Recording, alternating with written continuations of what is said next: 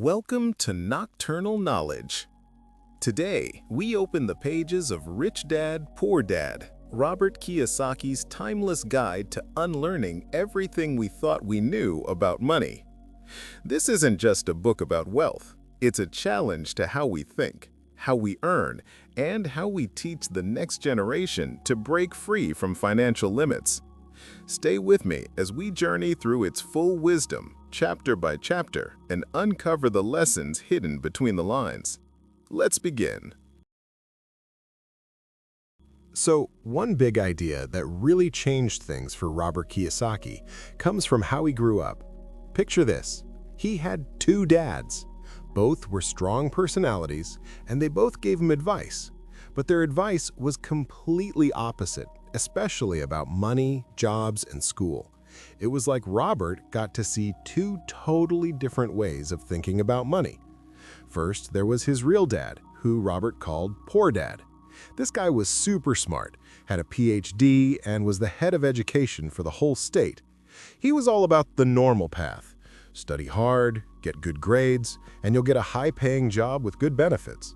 He thought job security, a steady paycheck, and working for a big company or the government was key. But even though he made good money, Poor Dad always struggled. He often said, "The love of money is the root of all evil." And he'd even say, sadly, "I'm not rich because I have you kids." He believed in playing it safe, and he saw their house as their biggest investment and asset. Then came his rich dad, who was his best friend Mike's dad. This guy only finished 8th grade, but he was a really smart businessman and investor. He actually became one of the richest people in Hawaii. His advice was totally different. Study hard so you can find a good company to buy, not just work for. He believed the lack of money is the root of all evil. And instead of thinking kids cost too much, he'd say, "I must be rich because I have you kids." Rich Dad didn't just talk about being careful with risk. He pushed Robert to learn to manage risk. He saw that as a key part of getting wealthy. And maybe the most surprising thing, he didn't see his house as an asset. He called it a liability and said, "If your house is your largest investment, you're in trouble." These two very different ideas made young Robert really think. He couldn't just go with the flow. It taught him a big lesson. He had a choice in how he thought about money. Poor Dad, like many, often said, "I can't afford it." But Rich Dad completely stopped him from using those words. He made Robert ask instead, "How can I afford it?" Seriously, think about that difference. "I can't afford it" is just a statement that stops you. Your brain shuts down and you don't even try. But "how can I afford it?" That's a question that gets your brain going. It makes you think, come up with new ideas, and find answers. Rich Dad felt this simple change showed if your mind was active or just being lazy. He said it was like giving your brain the best computer ever, a constant workout. He was really big on exercising your mind because he knew a stronger mind could figure out how to make more money. This basically shows the difference between thinking like an employee and thinking like an owner. Poor Dad lived and gave advice like an employee. He always wanted security, a steady paycheck, and believed in working for money. But Rich Dad came from an owner's mindset. He taught Robert how to get money to work for him, how to build up things that bring in income, which gives you real financial freedom. This very different kind of teaching from two dads who loved him but had opposite money ideas sent Robert down a different road. And that road ended up making all the difference for him. It's about realizing that the most important things we own aren't always visible. They're in the choices we make and the ideas we decide to use.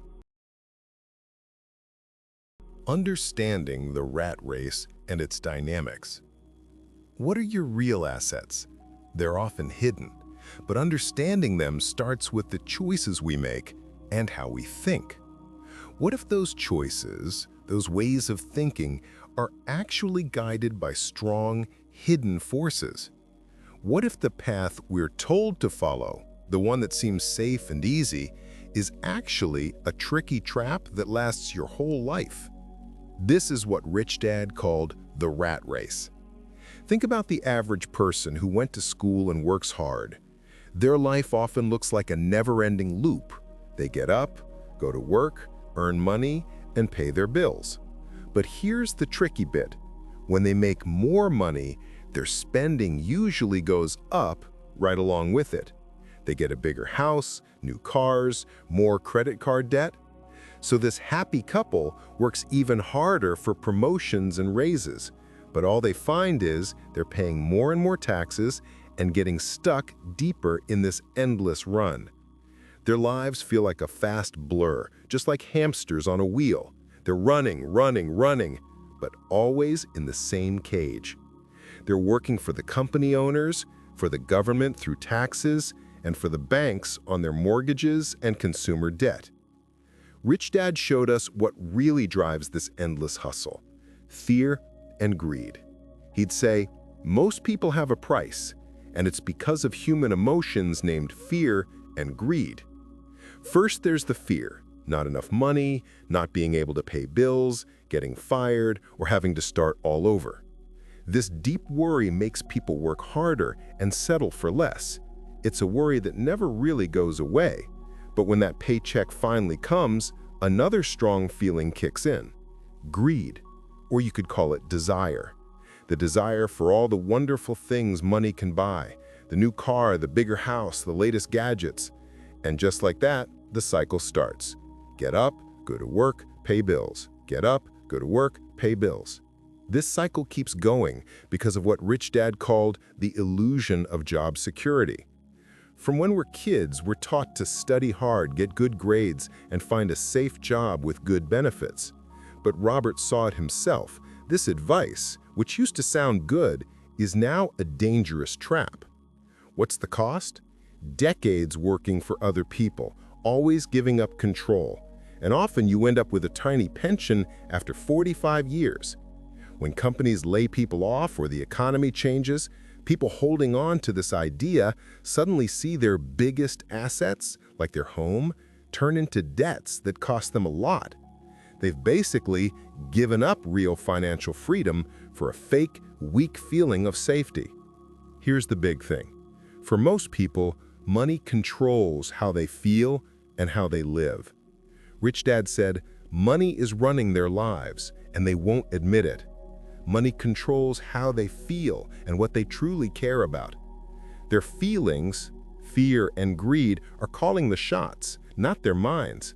They just react to how they feel, chasing paychecks to calm worries for a bit. They go after desires for quick joy and comfort. But money, Rich Dad taught, can't really fix your inner worries. It just makes whatever's already there bigger, trapping tons of people in their own financial mess. But what if there was another way, a path to using these emotions to your advantage? The importance of financial education over professional skills. But what if there was another way, a path to use these emotions to your advantage? That path, my friends, starts with something big we often miss. See, our regular schools, even though they're good in many ways, mostly leave us unprepared for the real money stuff that runs so many lives. Think about it. From day one in school, we hear, study hard, get good grades, and you'll find a high-paying job with great benefits. That's what Kiyosaki's poor dad always said, and maybe your parents said it too, and mine. We spend years, decades, learning how to be good at our jobs, becoming doctors, lawyers, engineers. We get really smart in our fields. But here's the crazy part. These really smart people, the ones with all the education, often struggle with money. Why? Because schools teach us about school stuff and job skills, but not about money skills. So that great education we were promised, the one that should make us successful, often leaves us building our money future on a tiny slab, not a deep, strong foundation. Rich Dad said it simply: money without smarts about money is money soon gone. We've all seen it, right? Like the lottery winner who loses it all, or the famous athlete who years later barely has enough to get by. These people could solve tough problems, but money, for them, just highlighted what they didn't understand. It really showed what they didn't know.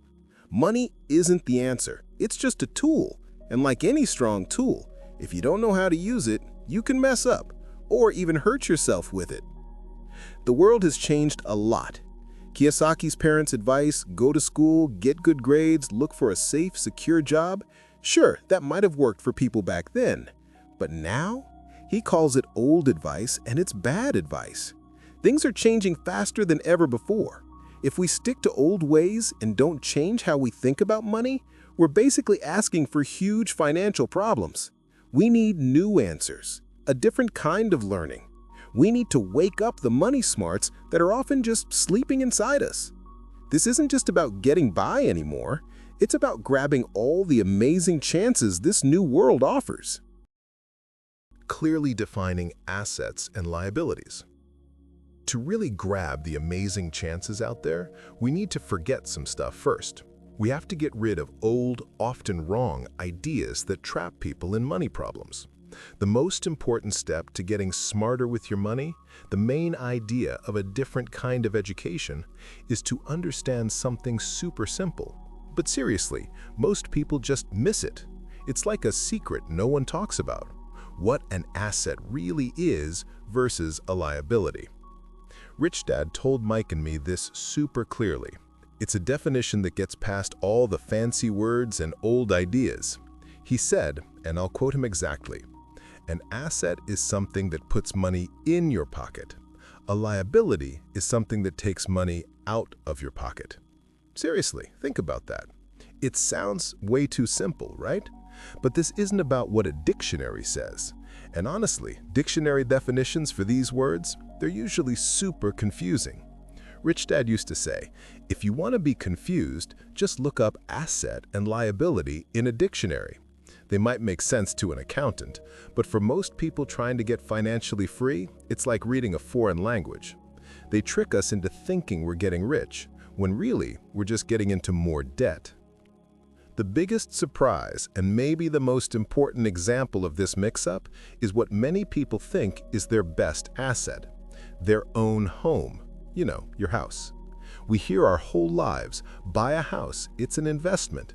My poor dad really believed this. He proudly said his home was his biggest asset. But Rich Dad saw it differently. And his view really opened our eyes to a simple truth about how money moves. So, think about all the money going out of your pocket for that house.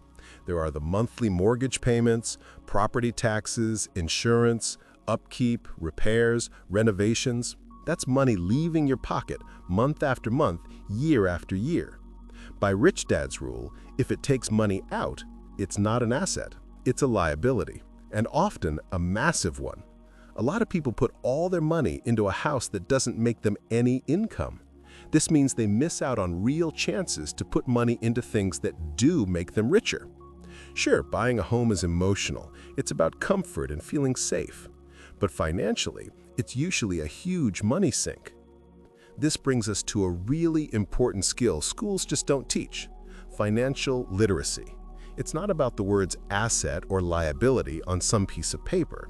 It's about what Rich Dad called the story the numbers tell.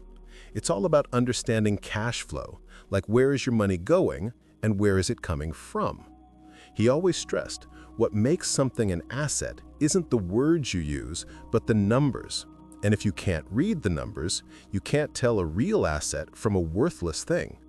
People who are smart with money, the rich ones, have their money working for them. Their assets are always making cash and putting it into their pockets. The poor, though, just have expenses. And the middle class? They often get stuck in a bad loop.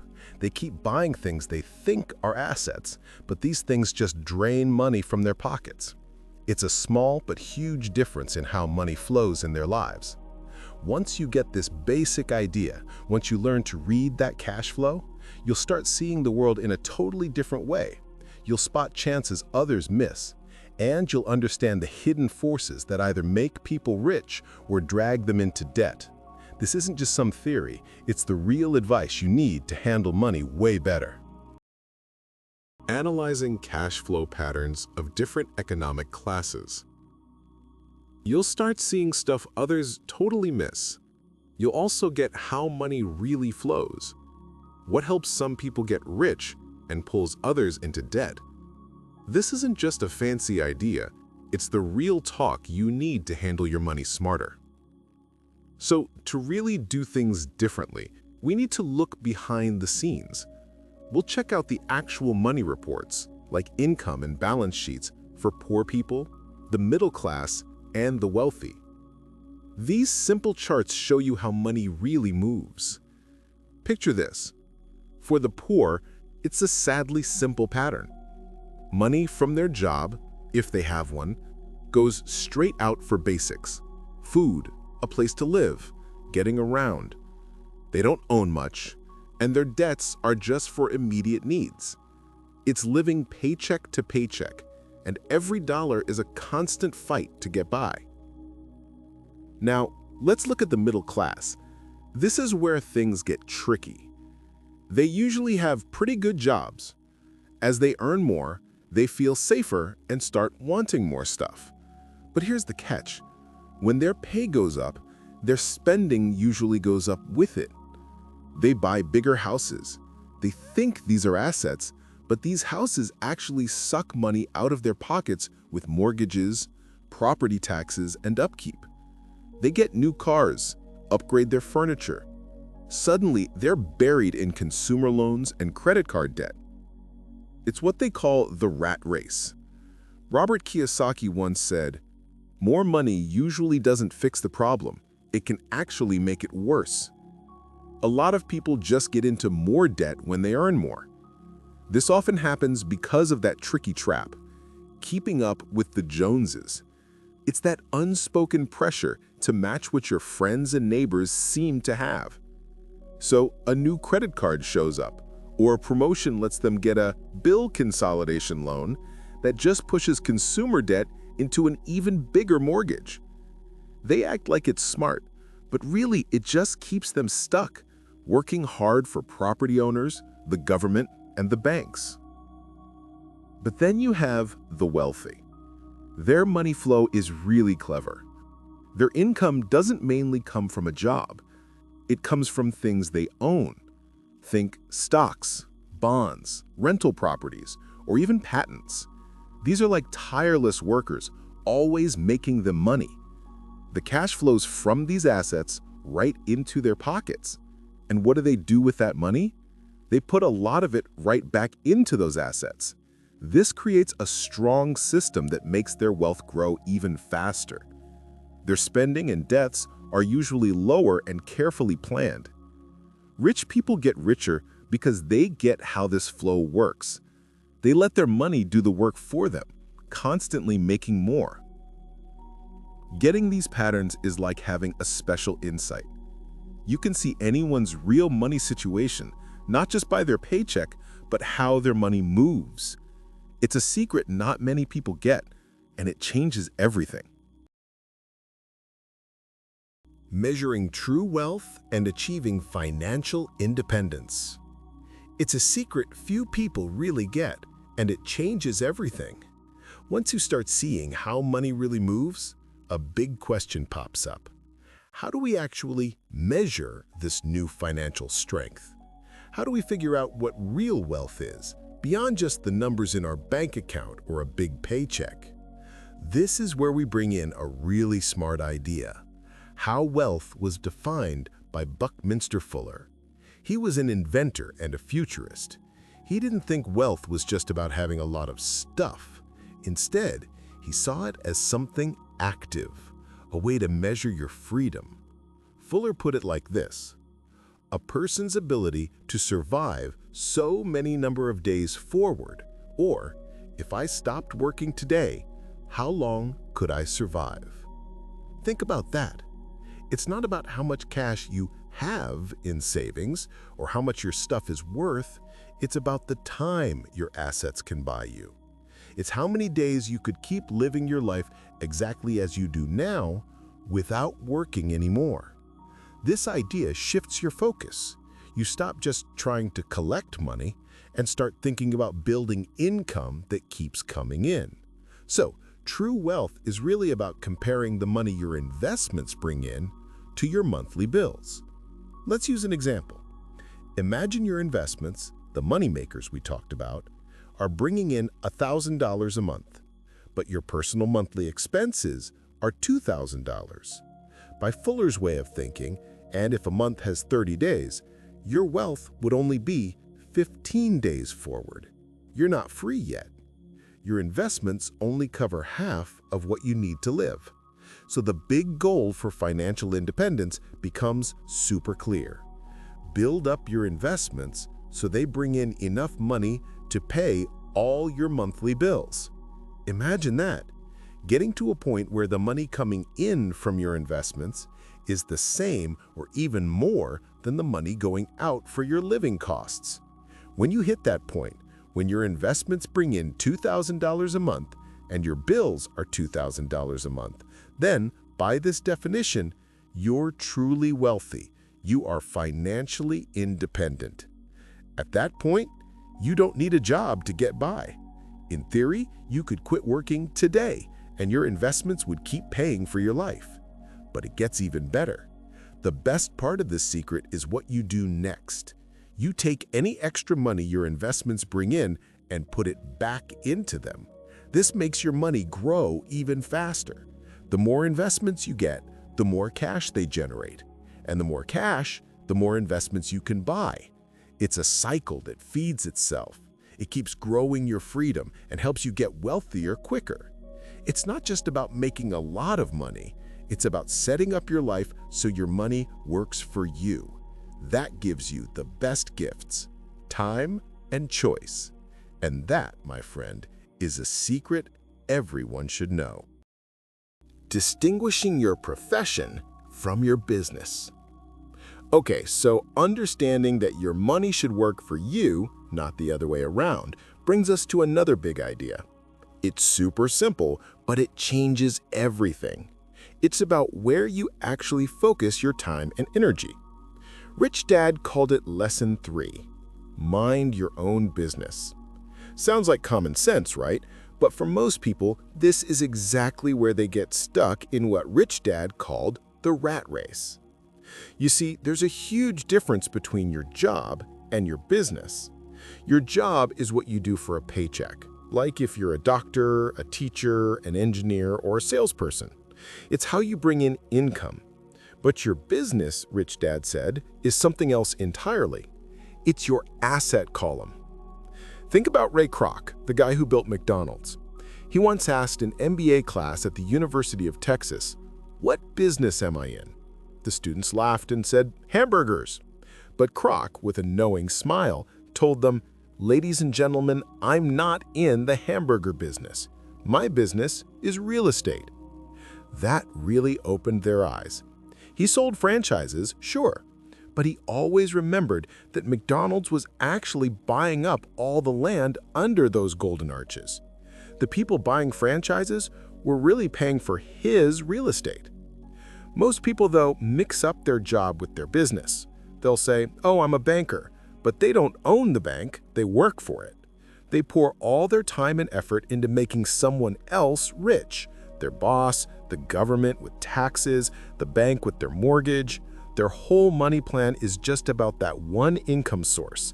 I need a raise, I need a promotion, I need more overtime. Those are fine goals, but they aren't minding your own business.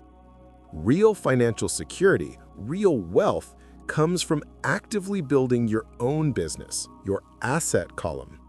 It means getting things on purpose that put money in your pocket, whether you're working or not. We mean things like businesses you don't have to be there for, stocks, bonds, real estate that pays you rent, notes, money from your books or inventions. These are like your employees, always working for you, 24/7, just sending money into your pocket. And here's the cool part. Rich people buy luxuries last. They let their assets make the money to pay for those luxuries. Poor and middle-class people often buy luxuries first on credit, piling up debt. So they're basically paying for that stuff with their future paychecks, hard work, and even money meant for their kids. Rich Dad taught me that a real luxury is something you get after you've wisely built up your asset column. So the secret is simple. Keep your daytime job if you need to. Be the best employee you can be. But at the same time, start minding your own business.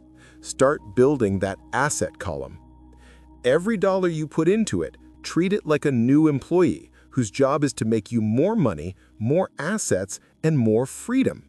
Because once you get this idea, once you really decide to make your money work for you, that's when your path to real freedom truly opens up. Identifying and acquiring real, income-generating assets.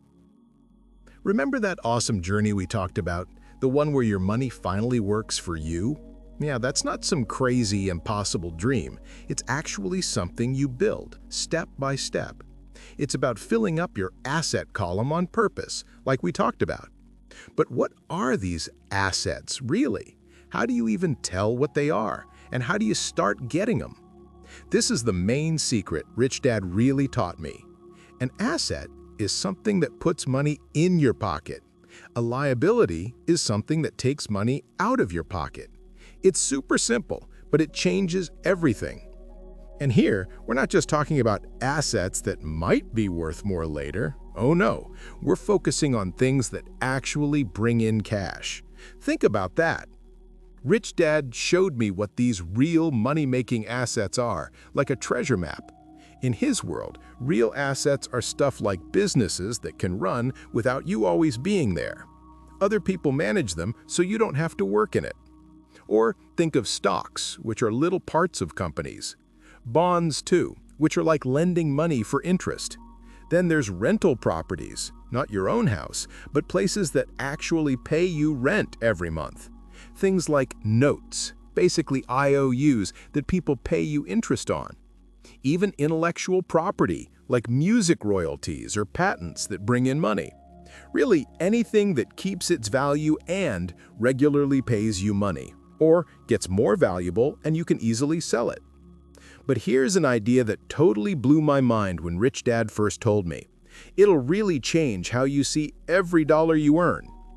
Every dollar you put into your asset column on purpose, think of it as a new employee.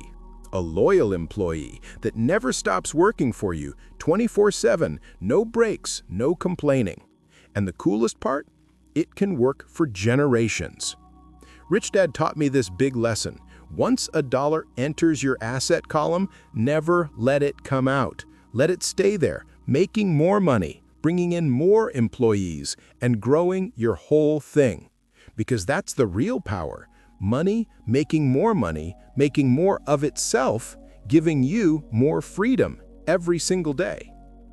But here's a really important thing to remember, something Rich Dad whispered that people often forget when they're rushing to invest.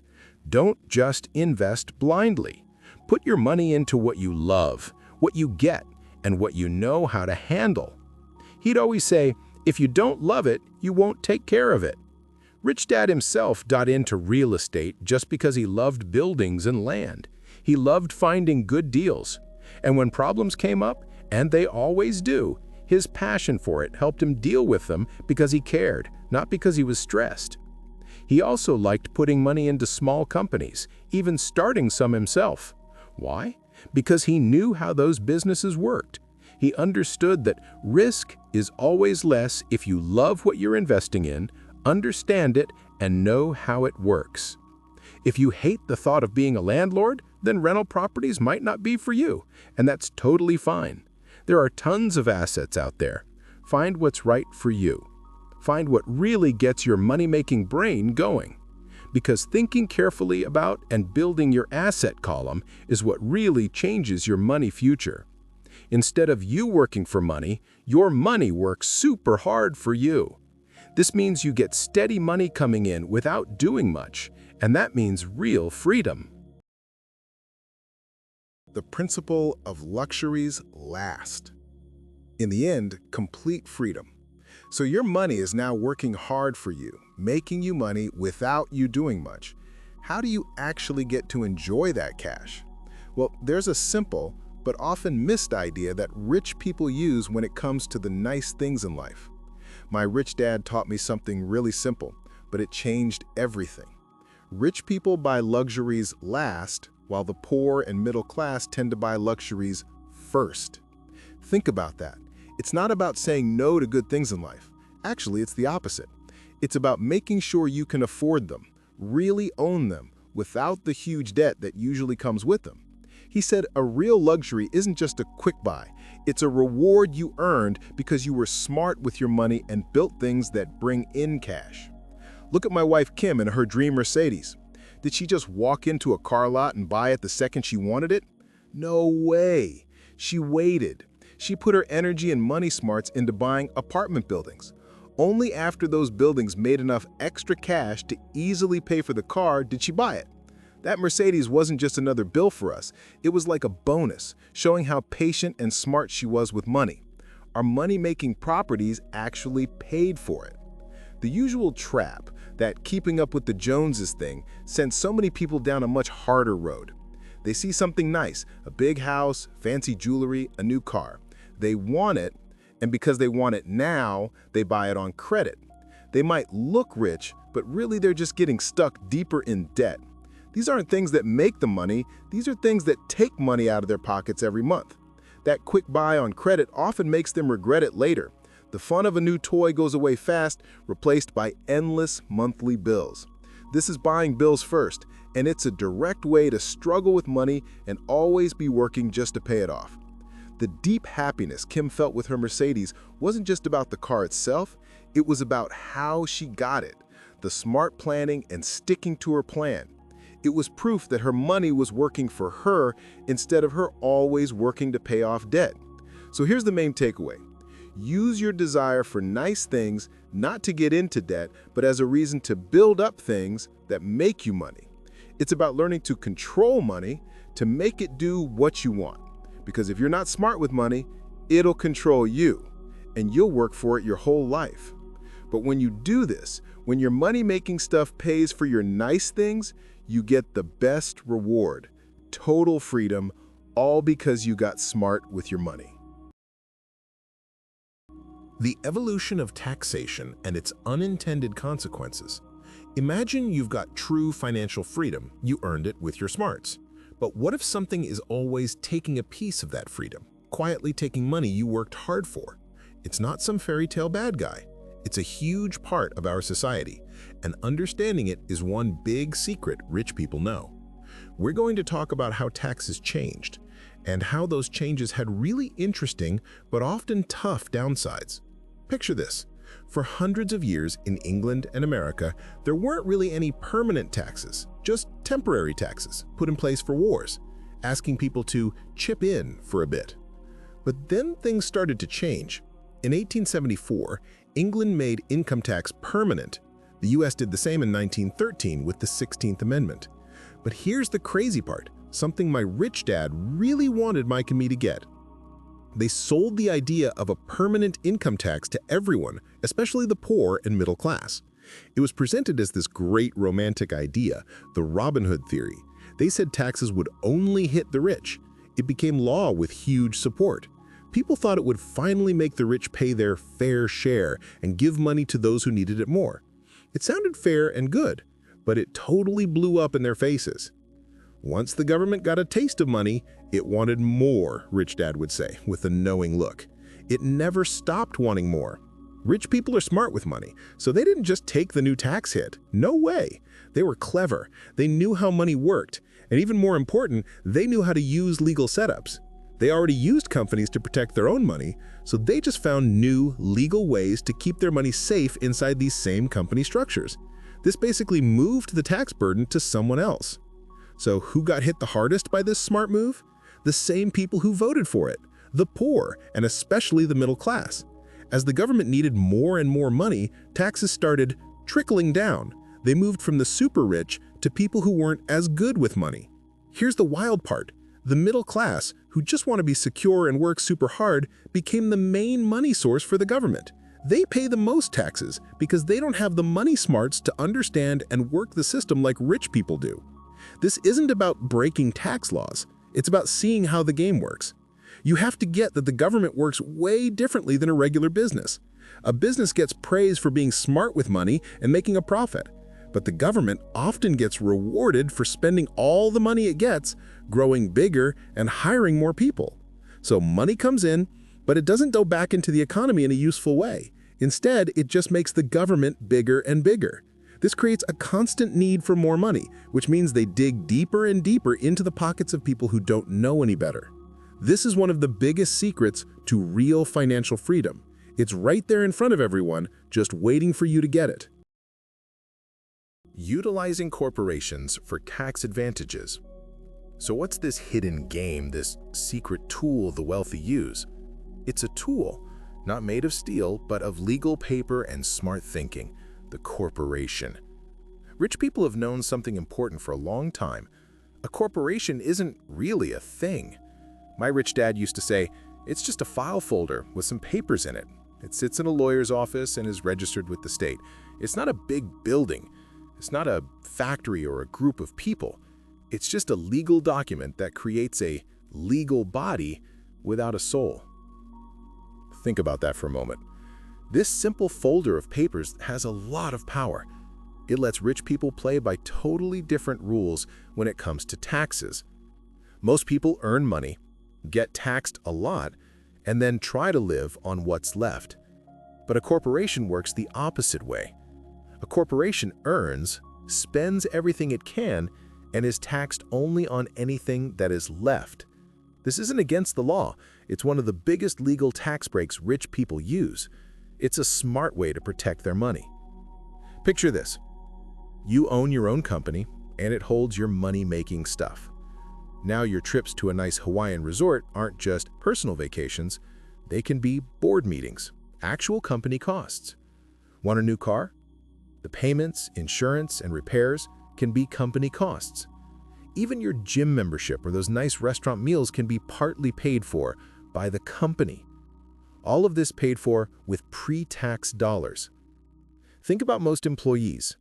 They get their paycheck, the government takes a big chunk in taxes, then with what's left, they pay for their car, health, food, and vacations. They're always struggling because all those personal things are paid for with after-tax dollars. It's a big weight on them. It drains their money constantly. But rich people, they play the system smartly. When they use a company, they can legally lower how much income they pay taxes on. Money goes through their assets before the taxman even sees it. This isn't about cheating on taxes. It's about knowing the tax rules, finding the perks, and legally setting things up so you keep more of your money. It's about not letting yourself be the docile cow ready for milking, as my rich dad used to say. Knowing about company structures is a huge advantage that sets rich people apart. It gives them amazing tax benefits, but it also protects them from lawsuits in a world where everyone seems to sue everyone. Rich people control everything, but legally, they often don't own much personally. Their assets are safe behind the company. This isn't about being unfair, it's about being informed. It's about knowing that money rules can change and the game is always on. The problem, as usual, is people who don't know this stuff. They go to work, pay their taxes, and have no idea about these powerful, legal ways to do things. Learning about how companies work is your chance to play a different game. It's where you can really start to get smart with your money. Corporations for asset protection from lawsuits. Not let yourself be the docile cow ready for milking, as my rich dad would often put it. Knowing this, knowing how companies work, is a huge reason rich people get ahead. It gives them amazing tax breaks, and it protects them from lawsuits, which are super common these days. Rich people control everything, but legally, they often don't own anything themselves. Their stuff is safe behind their companies. This isn't about cheating, it's about knowing the rules. Money rules change, and it's always a game in motion. The problem is, like always, people who don't know this stuff. They work hard, pay taxes, and have no idea about these powerful, legal ways to protect themselves. Learning how companies work is your chance to play a different game.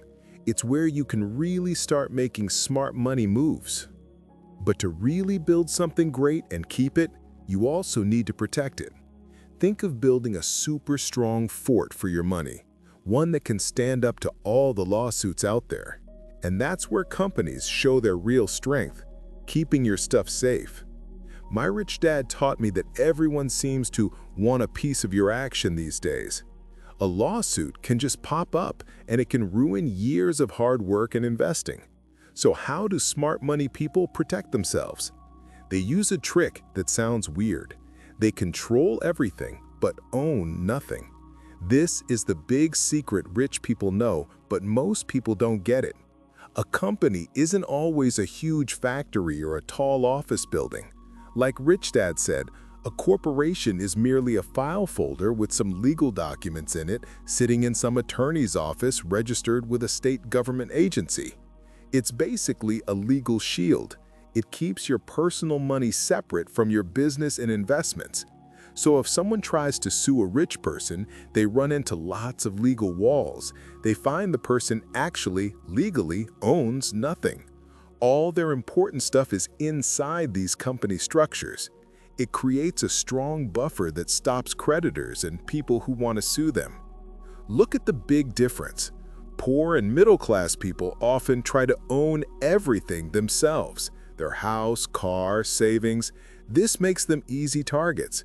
If they hit a snag financially or an unexpected lawsuit happens, all their stuff is out in the open and at risk. But rich people, they smartly put their assets behind a company. They still enjoy their wealth and control it, but without personally owning it all. This isn't about being untouchable. It's about being smart. It's about knowing the game and using the legal benefits out there. And that's where smart advisors come in. My rich dad famously said he knew the law because it was expensive to not know the law. He didn't just get that good lawyers and accountants were valuable. He saw them as must-have investments. It's way cheaper to pay these pros to set up your assets safely than to lose everything in one awful lawsuit. So while other people climb someone else's company ladder, earn money, get taxed, and risk their personal stuff at every step, Rich Dad's advice rings true. Why not own the ladder? Why not use companies, these legal wonders, to protect your money, make more of it, and really let your financial smarts last for generations?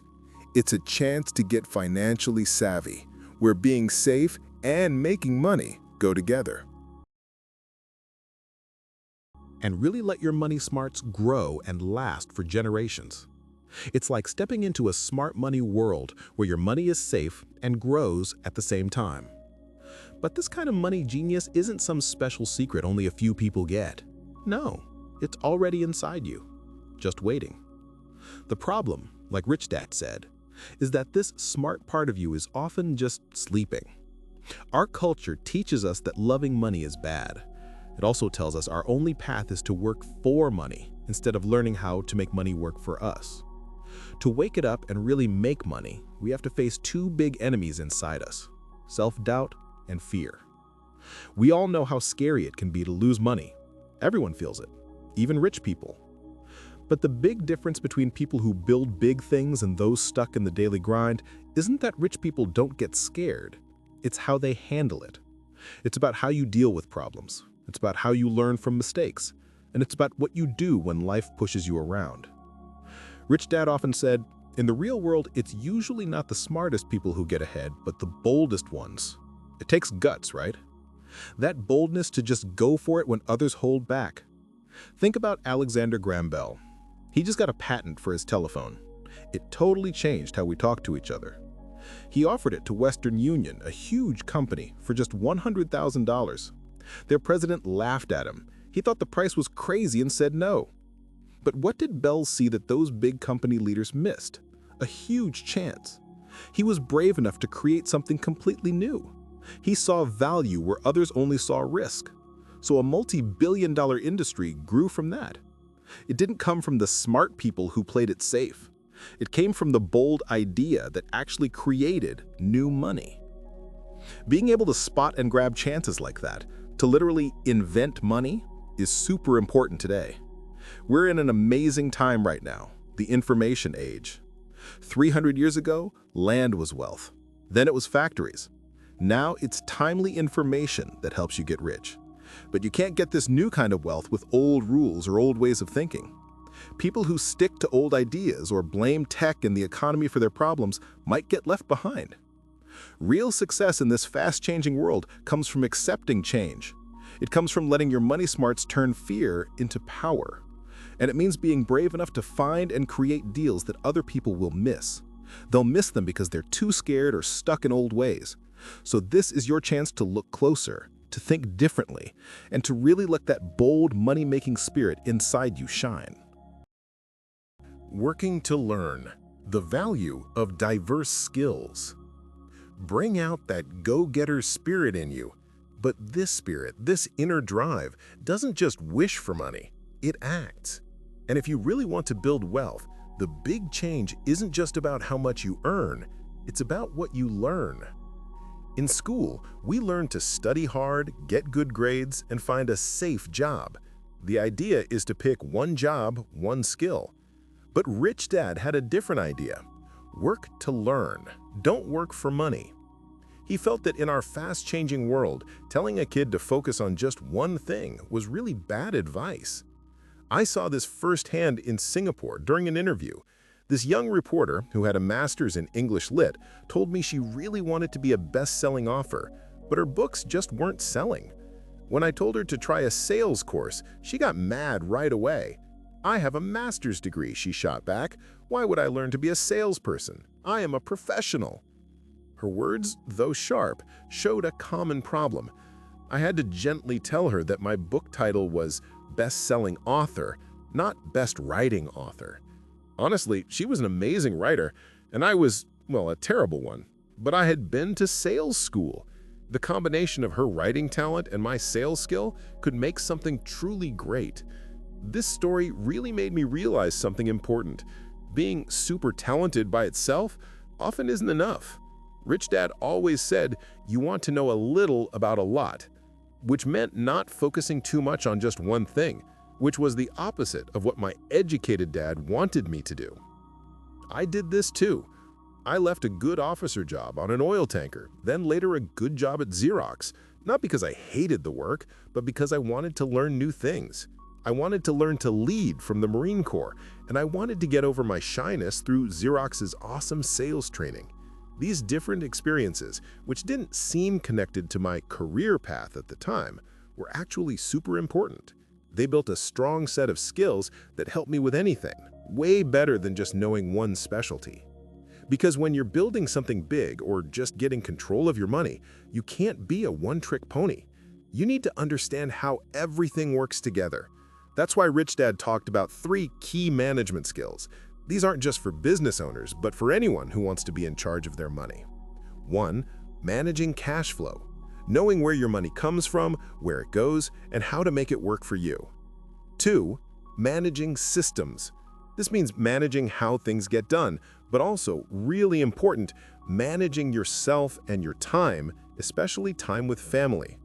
3. Managing people. Knowing how to get people to work together and do good work. Beyond these main management skills, some specialized skills are even more important. And yeah, my friend, these are the ones that made that reporter in Singapore so mad. Sales and marketing. This isn't about just selling stuff. It's about knowing how to talk, how to negotiate, how to show someone what's good about something. That goes for customers, employees, your boss, or even your own kids. It's about getting over that fear of hearing no, a fear that stops so many talented people. They focus too much on making a better hamburger and never learn how to sell it or get it out there. Lots of people are stuck, earning way less than they could just because they won't learn these broader skills. They get too focused on one thing, so they have fewer choices, become more at risk, and just get stuck. But when you really take on that idea of working to learn, when you learn different things and really work on skills like sales, marketing, talking to people, and negotiating, you get really smart with money. This is how you turn fear into power. It changes your job in life from just working for money to having money work for you. The power of giving and using your connections. This is how you turn fear into power. It changes your career and your life. Instead of just working for money, you make money work for you. But what does that really mean? Making money work for you. It's not only about what you get, but also what you give. And it's about how smart you are connecting with people around you. Rich Dad taught that money flows when you're generous, wise with your investments, and learn from others, not just by yourself. It's a strange idea, but it makes a lot of sense, right? Rich Dad often said, if you want something, you have to give first. He really believed in giving money, like to charity. He'd tell us, whenever you feel like you're short on something, give away what you want first. You'll get it back in buckets. Think about it.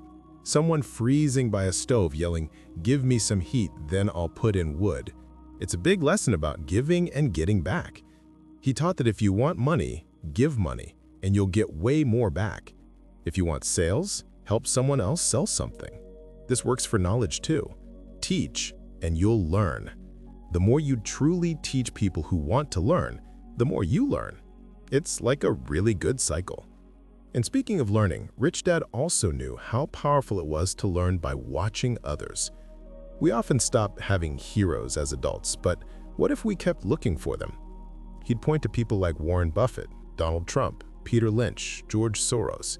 He'd watch their investments closely, study how they negotiated, and check out their trends. He'd basically ask, how would Peter Lynch do this? How would Donald Trump put this deal together? Having these heroes gives you access to some really smart ideas. It's about purposely, almost without even thinking, acting with their confidence and smart thinking. You learn from their journeys, and their wins help inspire your own. This brings us to something really important that people often miss: who you hang out with. Rich Dad wasn't saying pick friends just because they're rich, but because of what they know. He noticed, my friends with money talk about money. My friends who struggle don't like talking about money, business, or investing. It's a huge difference, and it teaches you what not to do. He gave a clear warning: don't listen to people who are poor or scared. He called them chicken littles. They'll always tell you why something won't work. He explained that real money comes from information, and that info often comes from your connections. That's why he said to pay your brokers well. If they're professionals, he'd say, their help should make you money, and the more money they make, the more money I make. A good broker isn't just selling you something, they're your eyes and ears in the market. They give you super valuable information and teach you stuff. So be open to learning and choose your friends smartly. Mastering fear and cynicism in investing. We've talked about how important it is to pick your friends wisely. Find people who really get money and information, and choose whose advice you actually take. But what if, even with the best advice and clearest facts, something else is still holding you back? What if the biggest problem isn't out there, but inside you? This is where we face two huge things that can really mess up your money plans: everyone's fear of losing money, and that suffocating feeling of being too cynical. Let's be real. Nobody likes losing money. That's just how it is. I've traveled around, met tons of people, and one thing is super clear. I've never met a rich person who hasn't lost money. Not one. But here's the funny thing. I've met loads of people struggling with money who proudly say they've never lost a dime investing. Think about that for a second. This fear of losing is real. It's a gut feeling, and it hits all of us, even the richest folks. But here's the key difference: the secret separating winners from those always stuck trying to get by. The fear itself isn't the problem. It's how you handle that fear. How you deal with problems, how you react to screwing up, that's what really shapes what happens with your money. My rich dad often really liked the Texan way of thinking. He'd say, in Texas, everything is bigger. When Texans win, they win big. And when they lose, it's spectacular. He didn't mean they enjoyed losing, not at all. He was showing a mindset, a bold, almost stubborn way of dealing with risk, reward, and failure. He famously quoted NFL quarterback Fran Tarkenton, who said it perfectly: winning means being unafraid to lose. Think about it. Before you learned to ride a bike, you fell, right? Every great golfer has lost tons of balls. Everyone who's found deep love has also had their heart broken. And yeah, every rich person has lost money. The big difference is that for winners, losing isn't just losing. It makes them want to do better. It pushes them to look at what went wrong, change things, and get better. For others, though, it just defeats them. As John D. Rockefeller, one of the famous business guys, wisely said, "I always tried to turn every disaster into an opportunity." This isn't just a way of thinking, it's what makes you strong with money. Then, there's the second big problem, being cynical. Remember Chicken Little, yelling like crazy, "The sky is falling! The sky is falling!" We all know people like that, right? But more importantly, we all have a little Chicken Little inside us. That inner cynic comes out when doubt and fear mess up our thinking, making us freeze with "what if" questions. What if the market crashes? What if I can't pay it back? This inner noise, made louder by outside voices, friends, family, or even the news, who mean well but don't really know what they're talking about, can be super loud. Peter Lynch, the smart guy who managed Fidelity Magellan, just called these warnings noise. And Rich Dad said the same thing, noticing, cynics criticize and winners analyze. This difference is huge. Criticism, my friends, blinds you. It closes your mind so you can't see past the obvious problem right in front of you. But analysis, that opens your eyes. It lets you see past the noise and find the hidden chances everyone else is missing. Take real estate, for example. A common thing people say, a perfect example of cynical noise, is, "I don't want to fix toilets." They say it so strongly, like a broken toilet is a bigger deal than actually getting financially free. Rich Dad had a really smart idea about this. He said, "I don't wants hold the key to your success." He knew I didn't want to fix toilets either. So what did he do? He taught me to turn that "I don't want" into a solution I could actually use. Instead of letting it stop me, he pushed me to find a great property manager who does fix toilets. This simple fix doesn't just get rid of the chore, it helps you get way more rental properties, making more money. Because, boom, the toilet problem is gone and you have more time and energy. The people who cling to "I don't want to fix toilets" are basically saying a plumbing problem is more important than their own financial freedom. They just criticize. They don't think it through, and they miss out on some of the best ways to build wealth out there. In the stock market, you hear similar things. "I don't want to lose money." And yeah, you might think, well, who does? But instead of closing their minds, successful investors learn about tools like stops. These are automatic commands that stop big losses and lock in profits. They turn fear into a plan. Rich Dad loved the story of Colonel Sanders. He was 66, lost his business, and was living on a small Social Security check. He traveled the country selling his fried chicken recipe. He got turned down over 1,000 times before just one yes. He didn't let "I don't want to be rejected" or "I'm too old" stop him. He shut down his inner Chicken Little and became a multi-millionaire at an age when most people retire. So the next time you start to doubt yourself, or those Chicken Littles start chirping in your head, remember, you get to choose. You can let fear and cynicism freeze you up, or you can face them, think through what's happening, and turn your "I don't wants" into clever ways to really get ahead with your money. We've talked about how courage helps turn fear into a plan. We learned how to tell our inner Chicken Little to quiet down and turn our "I don't wants" into actual ways to succeed. But what if the real problem isn't some big scary fear? What if it's something much trickier, something that stops us before we even start? Rich Dad called this the most common kind of laziness, staying busy. Sounds weird, right? Busy people being lazy?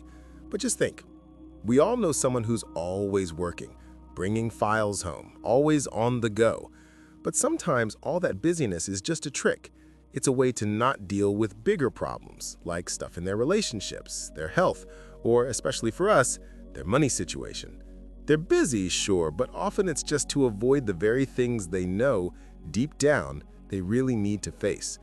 It's the easiest way to put things off, to dodge, to never truly look at their money. So how do we fix this hidden laziness? Rich Dad thought it was a surprising push, a little greed. Now don't get me wrong, this isn't about being greedy or selfish. It's about using our natural human want for something better.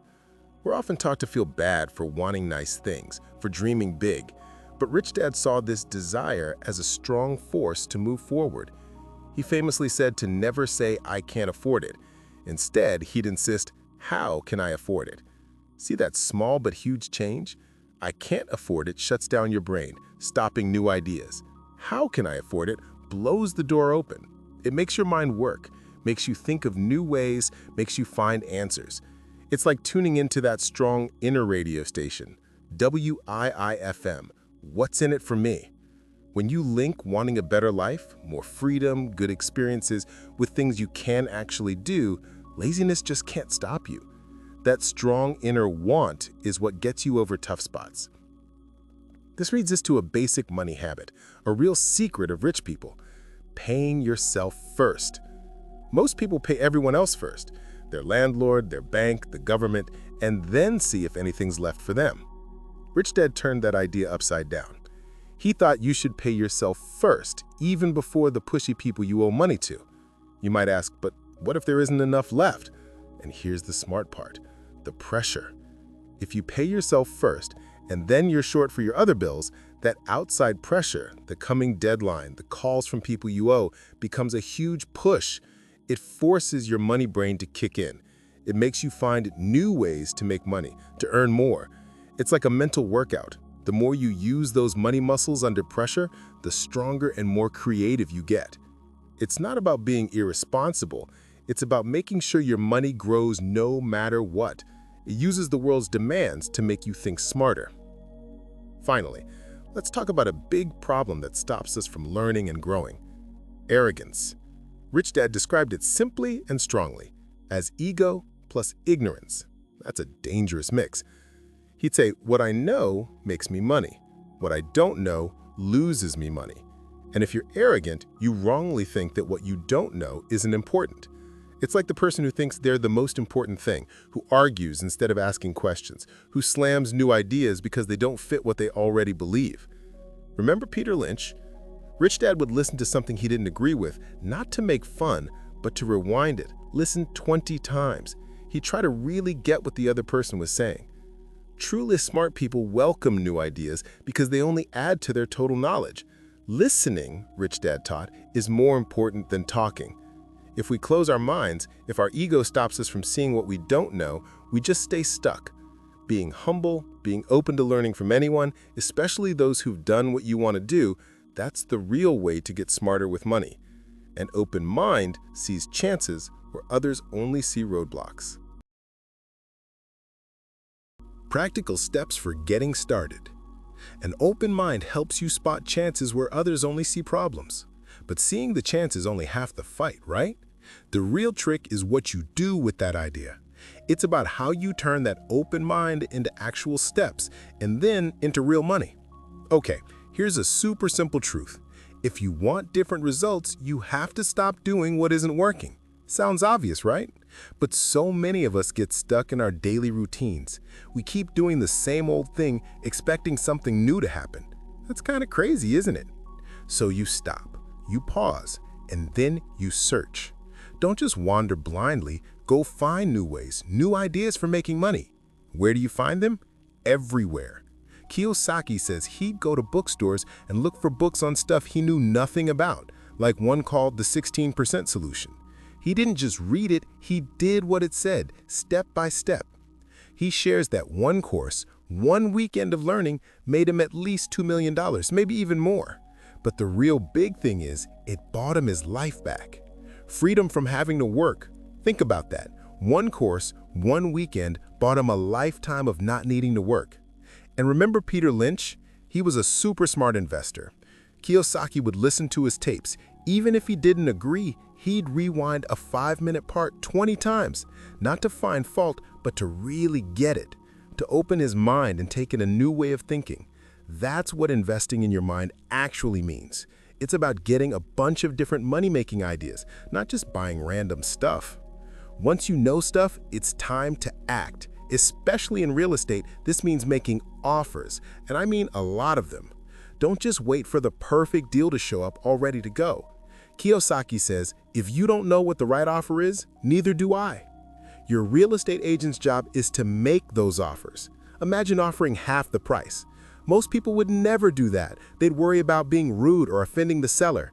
But here's a secret. Most sellers ask for too much. A lot of times they're just desperate for any interest, any offer at all. Kiyosaki says the game of buying and selling is fun. It's like dating. You have to get out there, talk to people, make offers, trade offers, haggle, say no and say yes. You could even, like Rich Dad, make offers with the way out, like saying, subject to approval of business partner, and that partner could just be your cat. So many people make this too hard and take it too seriously. Keep it fun, keep it simple. So how do you find those great deals? You have to really look. Kiyosaki suggests something simple. Jog, walk, or drive a certain area once a month for 10 minutes. What are you looking for? Change. A house with a for sale sign that's been up forever. Moving trucks, mail carriers, new shops opening in a bad neighborhood. These are all little hints of a chance, signs a cheap deal is about to become valuable. Your neighbor might buy a condo for $100,000, but you, with an open mind and some learning, find the exact same place next door in a bank's foreclosure list for $50,000. Why? Because you knew where to look after taking a class that showed you how to do it. Remember, your profit is made when you buy, not when you sell. Most people think you need tons of money to start. Not true at all. Kiyosaki started with just $5,000 cash. He turned that into something worth $1 million, making $5,000 a month in under 6 years. You start small, but you start smart. Look at history. Colonel Sanders didn't get rich until his 60s after losing everything. Or Bill Gates, a millionaire before 30. Their paths were super different, but they both had one big thing in common: action. Kiyosaki's main message, a really true one, comes through all these steps. Doing something is always better than doing nothing. It's not about being perfect or knowing everything. It's about trying, learning, and trying again. These steps aren't just ideas. They're an invite to wake up the money genius inside you. That genius, once it gets going, will turn problems into chances and your dreams into real money. So what are you waiting for? Act now.